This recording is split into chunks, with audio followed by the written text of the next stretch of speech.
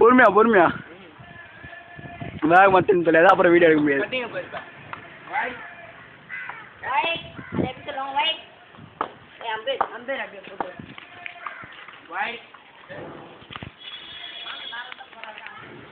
நல்லா சத்தமா சொல்றா. இப்போ இல்லடா, பால் ஒழுங்கமா மிஸ் ஆனும் போது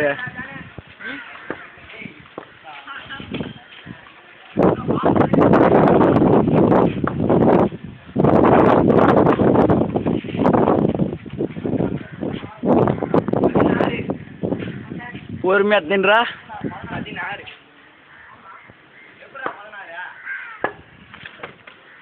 சொன்னியா